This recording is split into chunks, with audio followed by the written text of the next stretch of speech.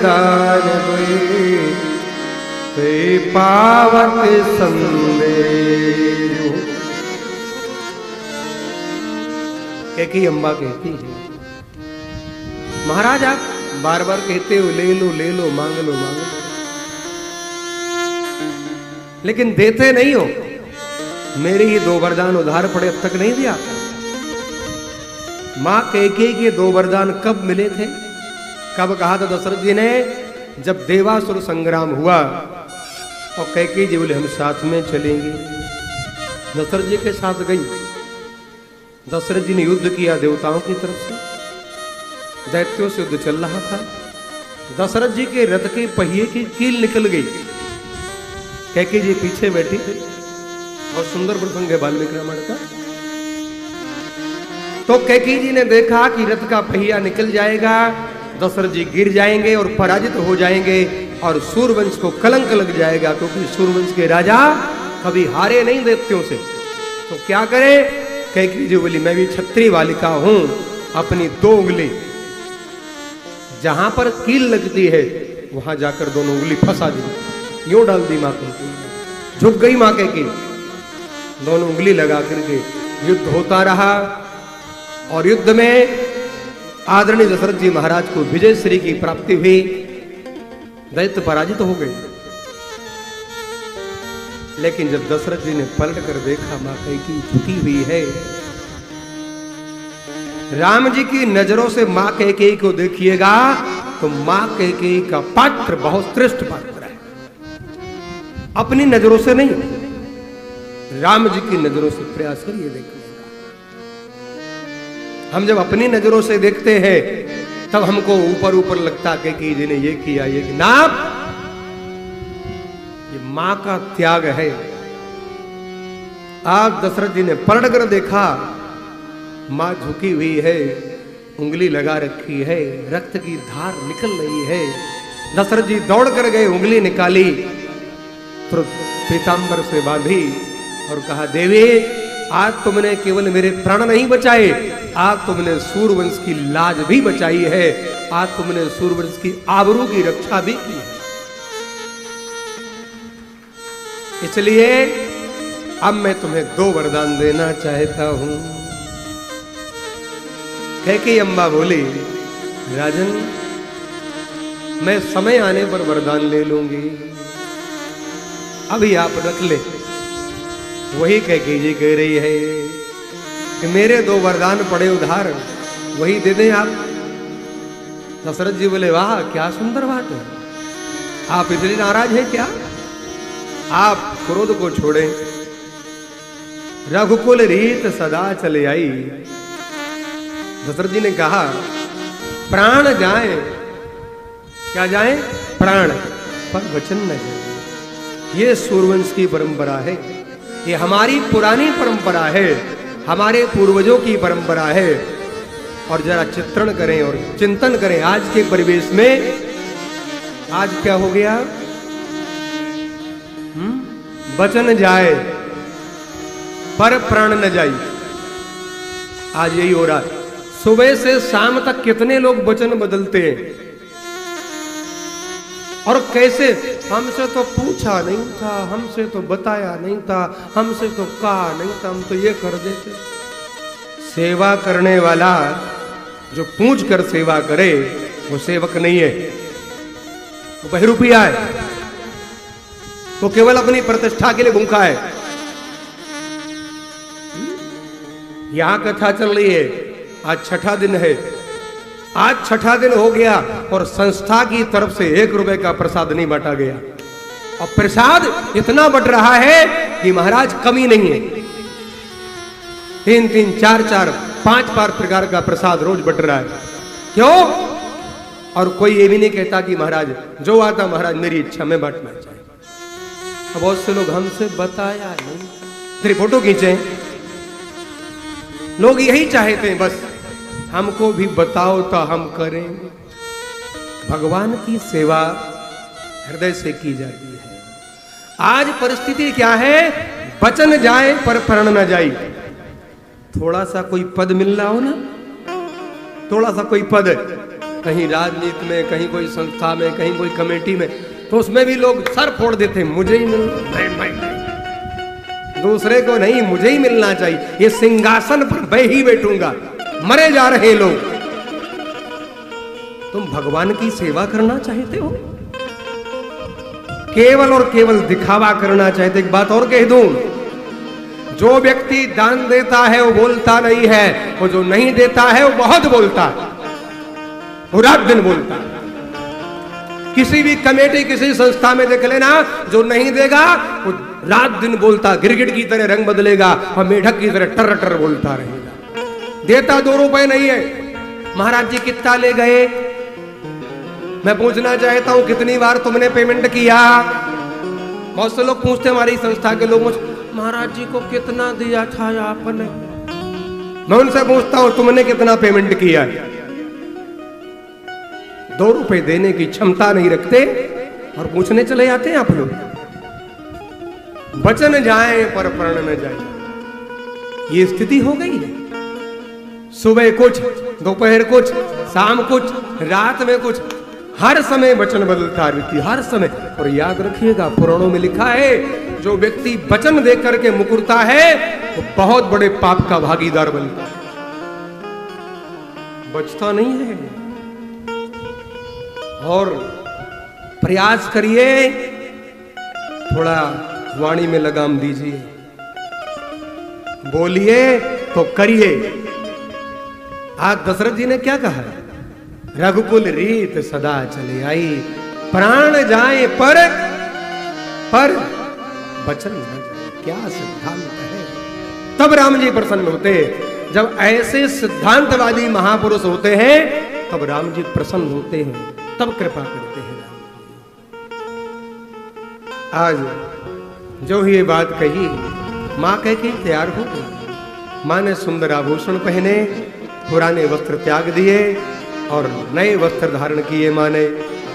और धारण करने के बाद अब मां वरदान मांग रही है। और क्या मांगा मां ने?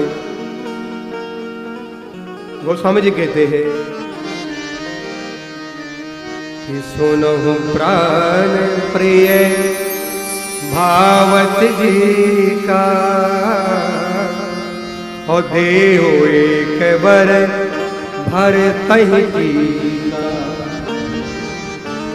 कि मांगहु दूसर बर कर जोरी, अपूर्वहु नाथ मनोरथ मोरी।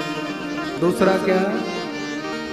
अच्छा, ये भरत जी को पहले गद्दी, राम जी को बाद में वनगमन, ये भी राम जी की रचना थी।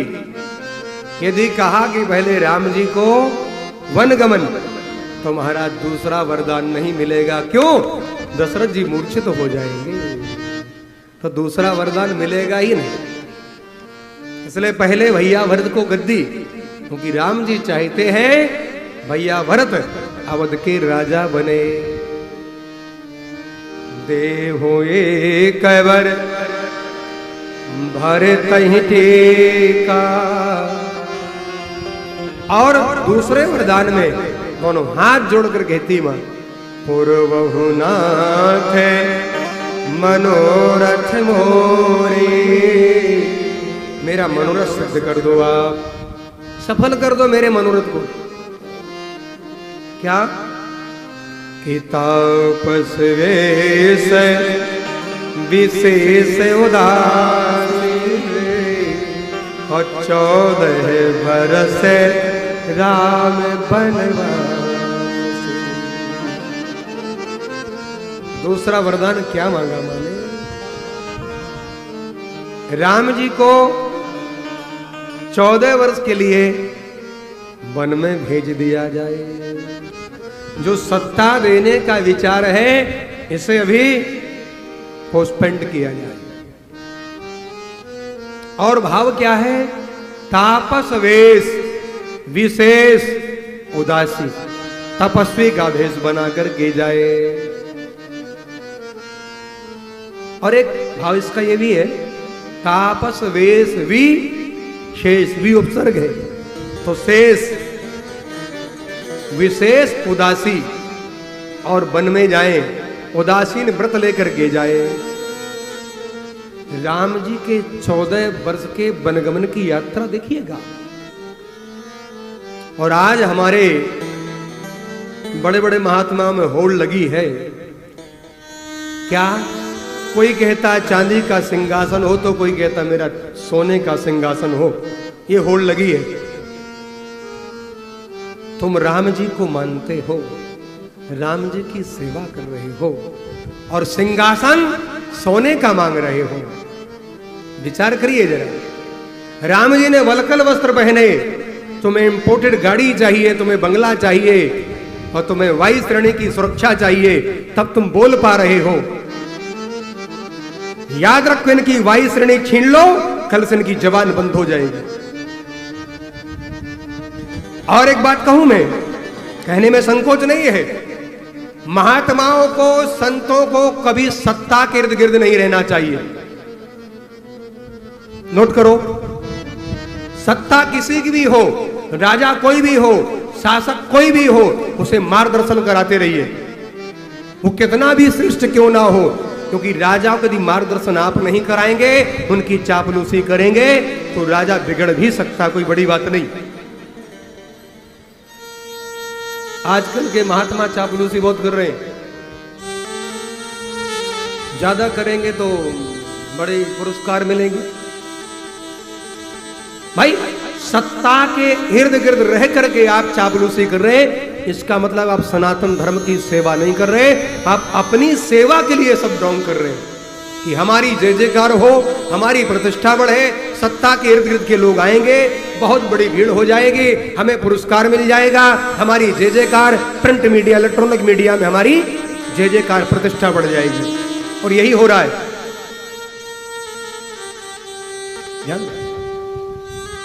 आज मां ने कहा, तापस वेश विशेष उदासी। राम जी को 14 वर्ष का वनवास दे दिया जाए। यह सुनकर के दशरथ जी महाराज स्तब्ध हो गए। दशरथ जी ने कहा, आप क्या हमसे कोई हास परिहास कर रही है? आप राम जी को वन में भेजना चाहते? तो आज कैकेयी अम्बा बोली, हम हास परिहास नहीं कर रहे हैं। दशरथ जी ने कहा, भरत की रावण पूतना हुई। आज कैकेयी अम्बा कहती, क्या भरत मेरा पुत्र नहीं है? क्या तुमने मेरे साथ विवाह नहीं किया? क्या तुम मुझे खरीद कर लाए हो? सत्य सराह कहूं बर देना, और जाने ले है माग चवेना। कैकेयी जी तर्क दे रही है, और दशरथ जी कहते हैं कि मोरे भरत राम दुई आँखी, और सत्य कहूं कर शंकर साखी। मैं भगवान शंकर की प्रतिज्ञा सौगंध खाकर ये बात कह रहा हूं। मेरे 2 नेत्र हैं, एक राम रूपी और एक भैया भरत रूपी। आपसे निवेदन करूं, दशरथ जी कह रहे हैं, आप क्रोध को परित्याग कर दे, अभी मैं भरत जी को बुलाकर युवराज पद दे देता हूं। कैकेयी जी नहीं मानी। अंत में तो दशरथ जी ने यहां तक कह दिया कि गए पद दिनये कीन बैठारे, और जन दिन कर कुल होश कुठारी। यदि आप कहो तो मैं अपनी गर्दन भी आपको दे सकता हूं। जब कैकेयी जी नहीं मानी, तब दशरथ जी ने एक बात की, आज के बाद हमारा आपका रिश्ता समाप्त। कौन सा? पति और पत्नी का रिश्ता समाप्त। समुद्र मंथन से जहर की बूंद निकली, और पहला जहर यही निकला कि कैकेयी अम्बा से दशरथ जी ने अधिकार छीन लिया, पत्नी का रिश्ता तोड़ दिया। विचार करिए, आज के बाद हमारा आपका संबंध समाप्त हुआ, पति और पत्नी का रिश्ता समाप्त। कैकेयी जी मौन हो गई, कुछ बोली नहीं। दशरथ जी मूर्छित होकर गिर गए। सुबह होते ही, भोर होते ही सुमंत्र जी आए। देखा दशरथ जी महाराज आज उठे नहीं है।